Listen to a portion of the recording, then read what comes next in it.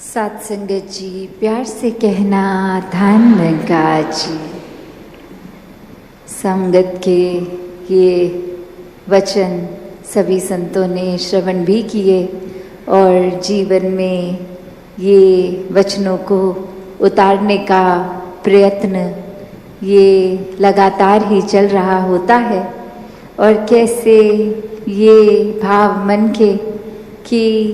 इस जीवन में एक भक्ति से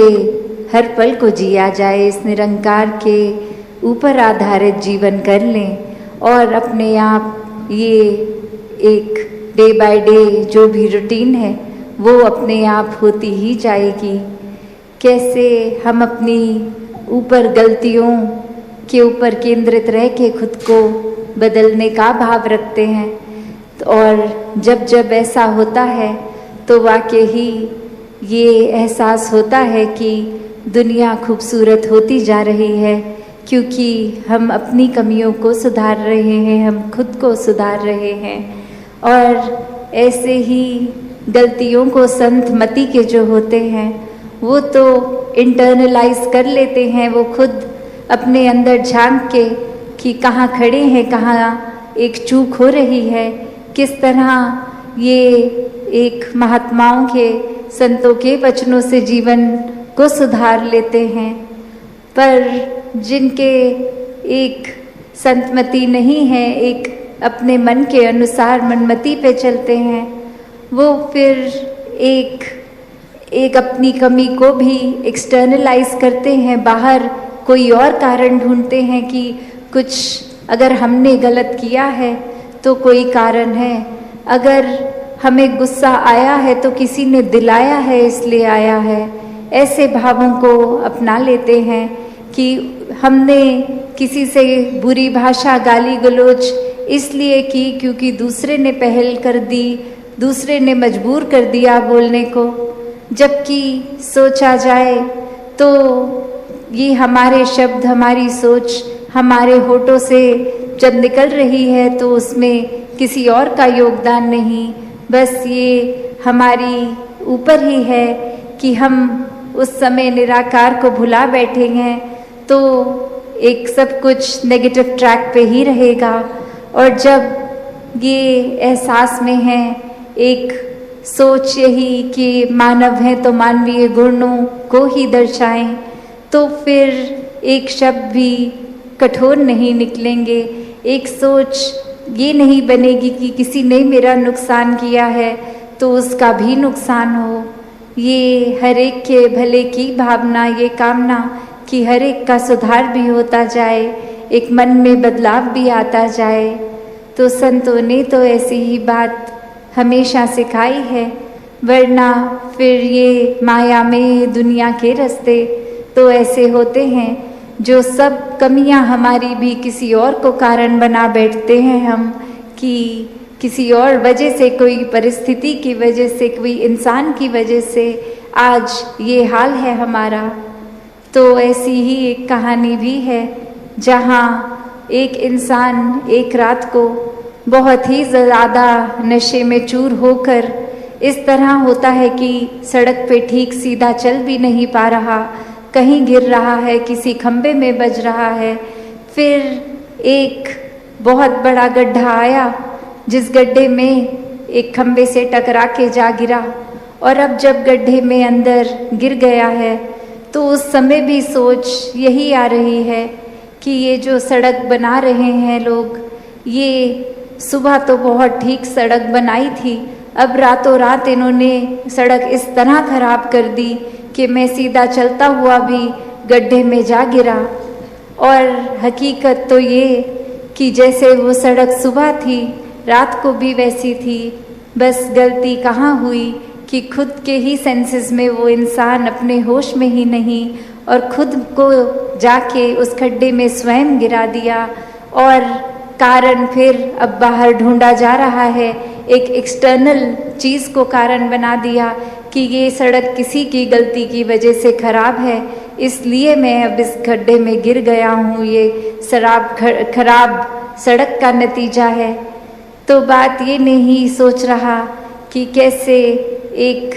अल्कोहल की वजह से मेरा ये एक होश उड़ गए और मैं अपने सही मार्ग से एक डिविएट हो गया, एक हिल गया। एक रास्ता मेरा जो स्ट्रेट था, सीधा था, मैं कैसे खुद ही डगमगा रहा हूँ, उस पर तो बिल्कुल एक ध्यान नहीं, पर अनेकों कारण बना लिए गए कि कोई स्ट्रीट लाइट नहीं है, इतना अंधेरा है, सड़क ठीक नहीं है, गड्ढे बहुत हैं। तो ऐसे ही हम भी जीवन में कितनी बार ऐसा ही कर बैठते हैं, जहाँ फिर कुछ भी हो, वजह कारण कोई एक व्यक्ति विशेष या परिस्थिति, या फिर अक्सर ये शब्द कि भाग्य को ही कोसते हैं, इस निराकार दातार तक को कोस देते हैं। तो बात यही कि ये अपने अंदर झांकने का समय, ऐसी परिस्थितियों में वो टेस्ट भी हो जाता है कि हम कैसे हैं, कहाँ हैं, और एक परिस्थिति को, सिचुएशन पे हमारा रिएक्शन, सोच, हर चीज़ कैसी जा रही है। तो यही बात कि हमने हर समय जहाँ अपनी सोच को इस निराकार से जोड़कर मन को भी पवित्र रखना है और सोच भी दूषित नहीं होने देनी, और किस तरह फिर बहुत ही सहज हो जाता है संसार के हर इंसान से सिर्फ प्यार करना, अपने आप को भी एक ठीक रास्ते पे वापस डाल लेना, अगर भटक भी गए तो भी। तो कैसे खुद को सही चलाना, ये मानवीय गुणों को अपनाते हुए तभी संभव है जब हर पल ये हाथ इस निराकार को दिया है कि ये संभालता है, इसी के ऊपर आधारित रखें खुद को। तो फिर ये जो मार्ग है, ये सच्चा रास्ता, ये सच खुद, ये निराकार, इसी के ऊपर ये अपना केंद्र का मेन सोर्स बना देंगे, ये फोकस बना देंगे, तो फिर बहुत ही जीवन भी सहज है, खुद को भी हम एक सही रख सकते हैं। तो हर किसी के अंदर ये मन के भाव होने बहुत संभव हैं कि ये अक्सर हम आजकल एक बात बोल देते हैं कि दुनिया बहुत टेढ़ी हो गई है, इसलिए हमें भी टेढ़ा होना पड़ रहा है, संसार बहुत खराब है, इसलिए हमें भी खराब होना पड़ रहा है। तो बात ऐसी नहीं है। एक खराब जगह भी एक अच्छी चीज़ तो करना ना करना एक हमारे ऊपर निर्भर करता है। ज़रूरी नहीं किसी ने हमसे धोखा किया तो हमें भी पलट के किसी और के साथ या उसी के साथ धोखा करना है। एक तब भी प्यार, एक समझदारी, एक विशाल दिल, एक उस तरह बदले का भाव मन में ना आए, ये भी हम पे ही है कि कौन से सोचों को अपने दिल में बसाना है, ख्यालों को बसाना है, भावों को बसाना है, और किस भाव को स्थान नहीं देना दिल में। तो एक ये सिर्फ दलील ऐसी कि ऐसा होता जा रहा है तो ऐसा करना, इस माया भरी दुनिया के माया के रंग में चूर होना, यही करना पड़ेगा, नहीं, ये ब्रह्म ज्ञान मिल गया है तो वो वैसे ही ये निराकार हर जगह दिख रहा है। इस माया रूप का असर इस निराकार रूपी कवच के कारण नहीं हो रहा, तो एक खुद को सुधारने के ही रास्ते पे रखें, ना कि अपनी बर्बादी का कारण स्वयं बन जाएं। तो हर किसी के जीवन में एक प्रेमा भक्ति, एक नम्रता, एक प्यार सत्कार, एक अच्छे भावों की दुनिया ही हर कोई अपने अंदर अपने बाहर बसाए, तो ये करना हर एक के हिस्से में संभव है और करा जा सकता है। तो हर कोई जहाँ एक तभी फोकस देता है कि एक संगत को इग्नोर नहीं करना, एक बार बार आके जो शिक्षाएं मिल रही हैं उनको और अपने अंदर पक्का करना है। ये सेवा के भाव, एक सिमरन के भाव, इसको भी किसी इच्छा के साथ नहीं जोड़कर निस्वार्थ होके, सरेंडर्ड होके करना है। और अभी भी जैसे हमने सुना कि समागम सेवा की बात भी कि वो समय आने लगा है, तो सभी ने जहाँ तन मन धन हर प्रकार से ये सेवाओं में बढ़ चढ़ के भी हिस्सा लेना है।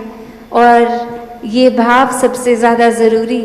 कि ये कोई वो बात नहीं कि हम फिज़िकली कितना उस ग्राउंड में लगातार खुद हैं या कुछ कंट्रीब्यूट कर रहे हैं। अक्सर किसी का अगर किसी कारण से कोई शरीर ठीक नहीं या किसी और वजह से वो एक सेवा नहीं भी हो पा रही तो भी भाव है तो वो सेवा कबूल है। तो हर कोई जहाँ सेवा सिमरन सत्संग के ओर अपना ध्यान बना के रखे और ये ब्रह्म ज्ञान जिस तरह जीवन में है तो एक अपनी हर तरह से पॉजिटिविटी को एक बढ़ाते चले जाएं। और अभी जैसे समागम लोगों में भी हमने ये विस्तार असीम की ओर का ये रूप देखा तो भाव वही मन में कि ये निरंकार तो एंडलेस है, निराकार का विस्तार तो बस ऐसा है कि कहीं ख़त्म नहीं हो रहा। तो ऐसे ही अपने सोच को, दिल को इस तरह विशाल बना लें, इस तरह इसका विस्तार कर दें कि हर कुछ इसमें सीमित होकर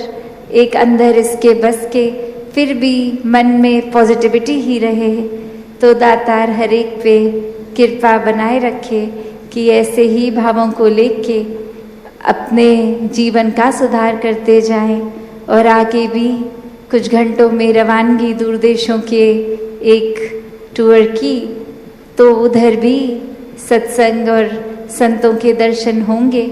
और इसी तरह फिर वापस आके फिर आपके बीच होकर और वहाँ से फिर ये समागम की भी तैयारियाँ शुरू। तो सभी ने एक नियमित रूप से